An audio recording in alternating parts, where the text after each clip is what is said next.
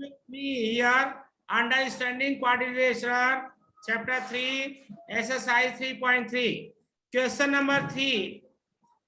Can a quadrilateral ABCD a parallelogram if there are three conditions given? करा कि कोई quadrilateral ABCD अगर है तो वह पैरेललोग्राम इस कंडीशन में हो सकता है कि नहीं। पहला कंडीशन क्या है, angle B plus angle D equal to 180, तो आंसर होगा इसका true, but need not be. अब यहां में देखिए हमने फिगर बनाया है ABCD। अब इस ABCD में यहाँ पर एंगल B है, यहाँ पर एंगल D है, इन दोनों एंगल का प्लस अगर करते हैं आप तो ये 180 हो सकता है। ठीक है, अगर ये 180 हो जाएगा तो दूसरा कंडीशन क्या है, अपोजिट एंगल पैरेललोग्राम के इक्वल होने चाहिए। ठीक है, तो अपोजिट एंगल अगर इक्वल है 90 है तो ऐड करेंगे तो 180 हो जाएगा। तो यह सही तो है, लेकिन यह हर समय सही नहीं होगा। मान लीजिए यहाँ पर 120 है, ये भी 120 है, तो 120 कितना हो जाएगा, 240 हो जाएगा। तब एंगल बी और एंगल डी की वैल्यू 180 नहीं होगी, लेकिन अगर दोनों की वैल्यू 90 हो जाएगा तो ये 180 हो जाएगा। तो इसीलिए लिखा गया है यह ट्रू है लेकिन जरूरी नहीं है, नीड नॉट बी। अब दूसरा कंडीशन दिया है AB equal to DC equal to 8। Figure में देखिए यह AB है या DC है, अपोजिट साइड इक्वल होने चाहिए, यही पढ़ाया गया है। Opposite sides are equal in parallelogram, तो एक पेयर तो इक्वल हो गया। अब दूसरे पेयर में आइए, AD 4 BC 4.4। अगर यह AD 4 सेंटीमीटर है तो BC भी 4 होना चाहिए, लेकिन यहाँ पर करा कि AD 4 और BC 4.4, तो यह पैरेललोग्राम नहीं हो सकता। क्यों? क्योंकि opposite sides AD and BC are not equal. It is clear. उसके बाद थर्ड कंडीशन क्या दिया है, एंगल A 70 एंगल C 65।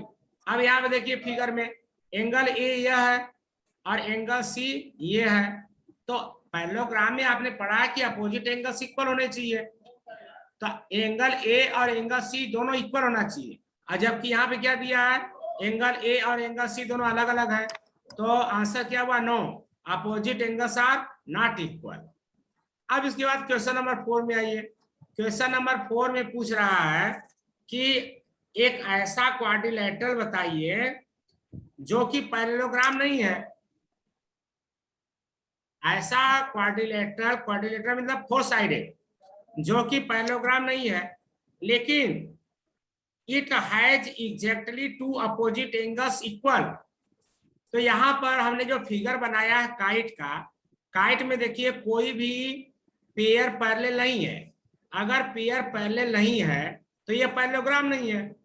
दूसरी बात, it has exactly two opposite angles of equal, तो यहाँ पर एंगल बी और एंगल डी ये दोनों क्या होते हैं, इक्वल होते हैं। काइट वाले चैप्टर में हमने पढ़ाया था, काइट में हमने बताया था कि ए और सी इक्वल नहीं होंगे, लेकिन बी और डी ये इक्वल होते हैं।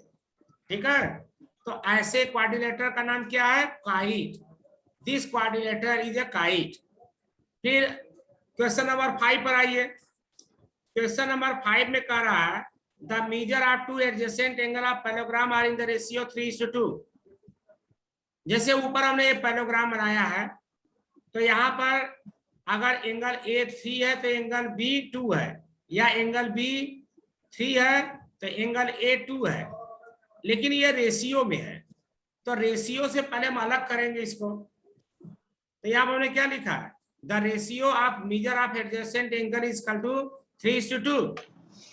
ये हमने रेशियो लिखा है। अब रेशियो से अलग करने के लिए कोई ना कोई एक कांस्टेंट वेरिएबल लगाना पड़ता है।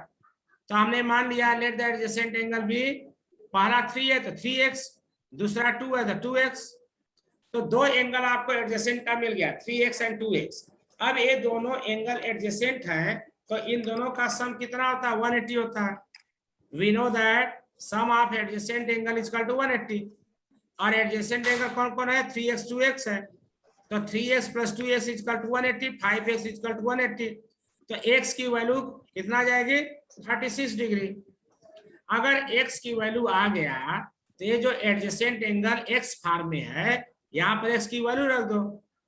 Therefore measure of each of the angle is equal to 3x is equal to 3 multiply 36 108, दूसरा 2x 2 multiply 36 is equal to 72। तो इस तरह से आंसर जो निकालना था, आंसर क्या फाइंड करना था, find the adjacent angle.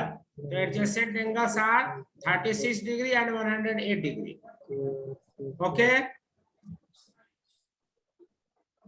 Everyone understand?